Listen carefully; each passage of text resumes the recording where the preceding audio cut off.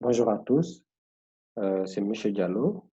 Je suis là pour vous présenter le cours de comptabilité de gestion qui porte normalement sur 2 semestres, donc qui est étalé sur 2 semestres.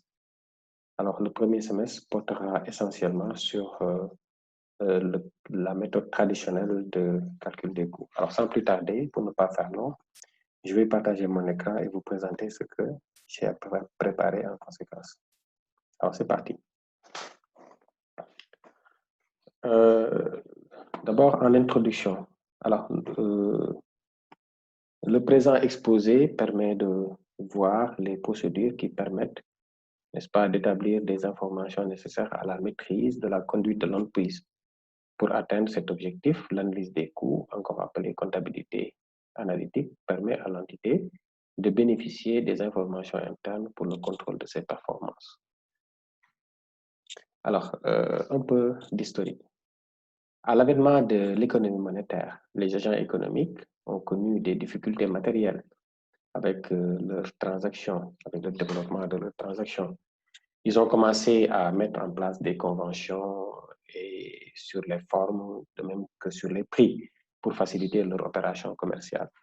Alors, ils ont commencé à noter, à compter, à ranger, et ainsi la comptabilité générale est née. Alors, de par son historique, vous l'avez vu dans le cours de comptabilité, qu'au départ, c'était une comptabilité à partie simple, mais plus tard, la comptabilité à partie double est apparue dans les années 1494 avec les travaux de Luca Pacioli. La comptabilité générale est essentiellement orientée vers l'externe et a une très forte connotation juridique. Alors, les mutations de l'environnement avec le développement avec la révolution industrielle, n'est-ce pas, les progrès techniques, les entreprises deviennent un système ouvert, adaptatif et complexe. Alors, la comptabilité générale a très vite montré ses limites parce qu'en réalité, elle ne permet pas de donner une information relative au mode de gestion à l'interne. Elle donne juste une information entre l'entité et ses partenaires. C'est pourquoi on l'appelle la mémoire écrite de l'entreprise. Alors, en ce moment, les entités qui éprouvaient le besoin d'avoir un outil de pilotage interne qui leur renseigne sur les coûts supportés par rapport à la production d'un bien donné, ces entités ont commencé à développer la comptabilité analytique. Au départ, c'est apparu dans les entreprises industrielles, on l'appelait comptabilité industrielle. Alors, par la suite, maintenant, tous les secteurs ont trouvé la nécessité de recourir à cet outil de comptabilité analytique pour des besoins d'appréciation de la gestion interne. Le secteur des services a commencé à intégrer maintenant la comptabilité analytique. Et d'où le changement de concept. On est parti de la comptabilité analytique industrielle à la comptabilité analytique d'exploitation. Alors, quelques concepts à maîtriser. Coût. Un coût, c'est une somme de charges correspondant à un découpage jugé utile par le gestionnaire. Une charge, c'est un bien, un service, un facteur d'exploitation consommé par l'entreprise dans le cadre de son fonctionnement. Une dépense, c'est une sortie de monnaie fiduciaire ou scripturale. Alors, il faut distinguer la charge de la dépense, la recette du produit. Voilà, alors la charge constitue une partie d'une dépense, alors avancée ou différée, concernant une période bien déterminée. Alors, une dépense est traduite par une sortie d'argent et une charge n'implique pas forcément une sortie d'argent. Une recette, la recette correspond à un encaissement de monnaie. Alors, un produit, par contre, est une partie de la recette qui peut être encaissée aujourd'hui ou plus tard.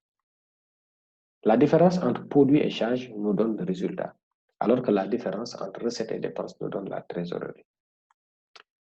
Alors, analyse des coûts. Pour analyser un coût peut être analysé en fonction en trois façons. Nous avons, selon le champ d'application, selon le contenu ou selon le moment de calcul. D'abord, selon le champ d'application. Alors, le champ d'application peut se rapporter à la fonction dans une entreprise. Par exemple, on calcule un coût d'approvisionnement, on calcule un coût de production. Il peut se rapporter aussi à l'activité. Par exemple, on parle de coût d'un produit donné ou coût d'un atelier. Alors, selon son contenu, on peut calculer un coût en y mettant toutes les charges de la comptabilité générale sans modification. Là, on parlera de coût complet d'absorption. On peut incorporer ces mêmes charges en faisant des retraitements. On parle de coût complet économique. On peut intégrer une partie juste des charges et on parlera dans ce cas de coût partiel. Voilà.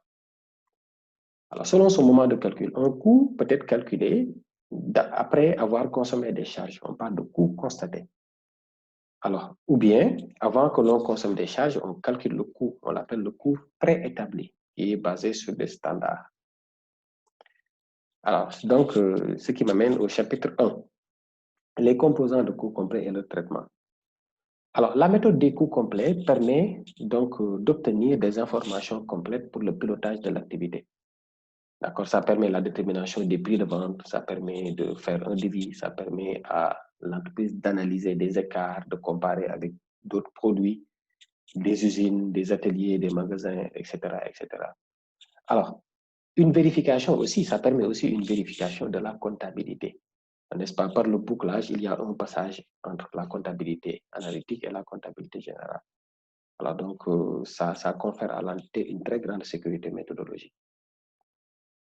Comptabilité, charge de la comptabilité analytique. Il faut comprendre que ce ne sont pas toutes les charges de la comptabilité générale qu'on intègre en comptabilité analytique. Et ce ne sont pas non plus toutes les charges de la comptabilité analytique que vous verrez en comptabilité générale. Alors, charge incorporée dans le calcul des coûts en comptabilité analytique est mesurée par la relation suivante. Charge incorporée égale charge de la comptabilité financière, donc les charges de la comptabilité financière, desquelles il faut enlever les charges non incorporables. Il y a des charges que la comptabilité générale prend en compte, alors que la comptabilité analytique ne prend pas ça en compte. Il faut l'enlever. On l'appelle charge non incorporable. Excusez-moi, les charges supplétives d'abord. Les charges supplétives, c'est des charges que la comptabilité générale ne prend pas en compte, alors que la comptabilité analytique prend ça en compte. Plus ou moins maintenant les différences d'incorporation. Par exemple, si la comptabilité a imputé un montant inférieur que la comptabilité analytique devrait prendre en compte, il faut rajouter. Sinon, si la comptabilité générale a imputé une charge excédentaire, il faut diminuer pour avoir la charge de la comptabilité analytique. C'est ce qu'on appelle les différences d'incorporation. Maintenant, d'abord, je vais montrer quels sont les éléments composés de ces différentes charges. Après, on passe à l'application. Charge de substitution. Il s'agit des charges d'abord, il s'agit des charges d'usage qui se substituent aux amortissements des immobilisations. Par exemple, vous avez un bien, vous l'amortissez sur 5 ans, alors qu'en réalité, l'amortissement devait se faire sur 3 ans. Donc, vous voyez que la comptabilité générale a minoré la charge d'amortissement. Donc, il va falloir intégrer la différente incorporation. Les charges étalées, elles se substituent aux provisions pour des raisons comparables à celles des charges d'usage. Les valeurs de remplacement, aussi, exemple, quand nous avons un stock en réalité, on remplace, n'est-ce pas, une valeur de stock qui ne répond plus à la réalité. Voilà. Par exemple, vous avez un stock qui est évalué à 100 francs, alors qu'en réalité, l'évaluation de ce stock, ce n'est pas égal à 100 francs. Normalement, c'est 150 francs. Donc, vous voyez, ça ne répond plus à la réalité. Il faut prendre ça en compte dans la comptabilité analytique. Voilà. Ce qu'on appelle la valeur de remplacement des stocks. Voilà. Alors, les charges non incorporables, maintenant, sont composées de charges se rapportant sur les périodes, bon, je dirais bien antérieures ou postérieures, donc sur les périodes ultérieures en réalité. Par exemple, en comptabilité analytique, quand on analyse les coûts, on analyse sur une période donnée. Par exemple, on va dire on analyse les coûts sur un mois. Donc, sur ce mois de janvier, par exemple, toute charge qui ne se rapporte pas sur le mois de janvier est considérée comme une charge non incorporable. Les dotations aux provisions sont d'office des charges non incorporables. Maintenant, il peut y arriver que la provision ou dépréciation, dotation aux provisions ou dépréciation, il peut y arriver que ces dotations aux provisions ou dépréciation aient un caractère répétitif et en ce moment, on les considère comme exploitation. Maintenant, sinon, en principe, c'est des charges non incorporables. Alors, les dotations exceptionnelles, HAO, donc les charges HAO plutôt. De façon générale, toutes les charges HAO sont considérées comme non incorporables. Les amendes et pénalités aussi. sont considérées comme des charges qu'on n'incorpore pas en comptabilité analytique.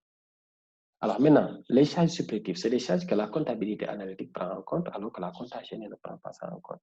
Alors, il s'agit de la rémunération de l'exploitant. Si ce dernier, il n'y a pas de salaire prévu pour ce dernier.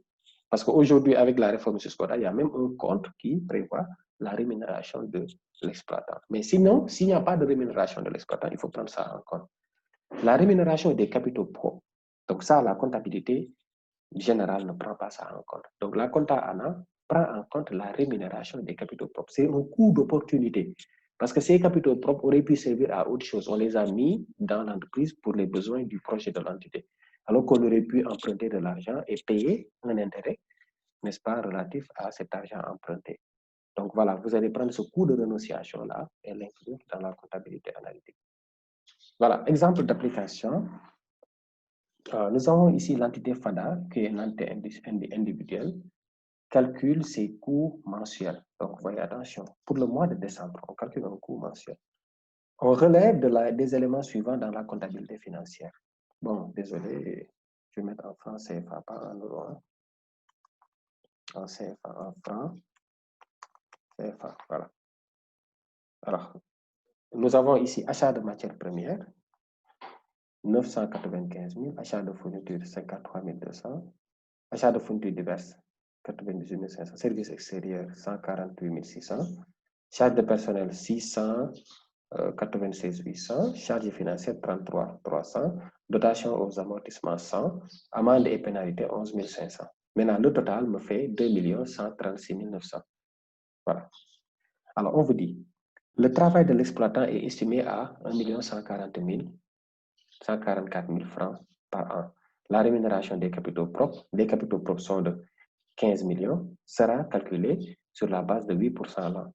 Parmi les services extérieurs ci-dessus, voilà, donc les services extérieurs ci-dessus, on a dit services extérieurs, 148 600, on dit que l'entité a payé une facture d'électricité de 86 600 pour 2 mois de consommation, alors que nous voulons évaluer juste pour le mois de décembre. En revanche, ce poste ne comprend pas les services suivants. Téléphone, il n'y a pas de téléphone, ce n'est pas pris en compte. Assurance non plus, mais téléphone pour 2 mois, assurance annuelle et les différents impôts. D'accord. Maintenant, par ailleurs, les différents matériels et outillages sont amortis en comptabilité générale sur 5 ans. Sur le plan économique, il apparaît plus judicieux de les amortir sur 3 ans, ce qui conduirait à une dotation de 120 000. Alors qu'ici, nous avons une dotation de 100 000. Donc, la comptabilité générale a minoré la charge de la différence. Voilà. Alors, c'est parti. Donc, il faut calculer les charges de la comptabilité financière totale. Ensuite, on calcule les charges non incorporables, les charges supplétives et les différences d'incorporation. C'est parti. Maintenant, charge de la comptabilité générale. Ça fait 2 546 900. Comment j'ai eu ce montant? Je suis parti de ce montant-là. 2 136 900.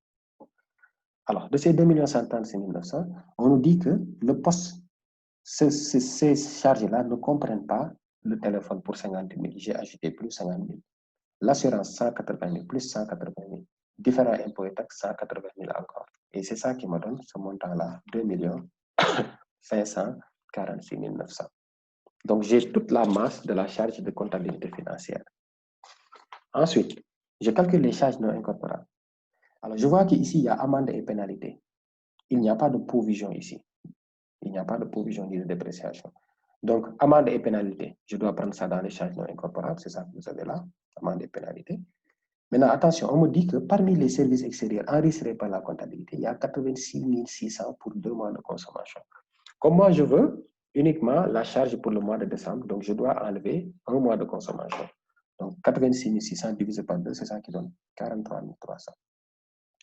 Alors, maintenant, n'oubliez pas, ici, quand j'ai mis 2 546 900, ça veut dire que j'ai pris les charges enregistrées par la compta et les charges qui n'étaient pas enregistrées par la compta. Alors que quand je prends ici 50 000, ça veut dire que ces 50 000-là représentent 2 mois de consommation. Ce qui veut dire qu'il y a 1 mois qui ne fait pas partie. C'est 25 000, c'est ça que vous avez ici.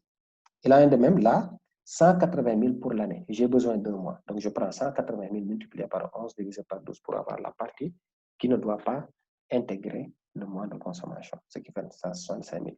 Il en est de même ici, pour impôts et taxes, je fais la même chose, ça fait 165 000. Je calcule, ça me donne une masse de 409 800 pour les charges non incorporables. Maintenant, j'attaque les charges supplétives. Charges supplétives, le travail de l'exploitant est estimé à 1 440 000 par an. J'ai besoin d'un mois, donc je prends 1 444 000, je divise par 12. Alors, maintenant, la rémunération des capitaux propres, je prends 15 millions, sera calculé au taux de 8%, là, multiplié par 8%. Maintenant, comme j'ai besoin d'un mois, je multiplie par 1 divisé par 12. Quand on fait la somme, on trouve 220 000. Voilà. Donc, somme de travail de l'exploitant plus rémunération des capitaux. Vous pouvez essayer, vous allez trouver 220 000. Maintenant, les charges de substitution, ici, donc on nous dit qu'il y a une différence d'incorporation. Une différence d'incorporation bon, la dotation devrait être 120 000, alors que nous avons imputé une dotation en comptabilité de 100 000. Donc, il y a une différence de plus 20 000. Voilà, c'est ça que j'ai mis ici, plus 20 000. Et quand on calcule, on a les charges incorporables représentent 2 377 100. Alors, je n'ai pas trop détaillé ici, c'est pour vous permettre de retrouver les mêmes valeurs. Alors, mes chers, donc, sur ce, je vous remercie de votre aimable attention. Alors, la prochaine séance portera sur la hiérarchie de calcul des coûts. Merci à vous.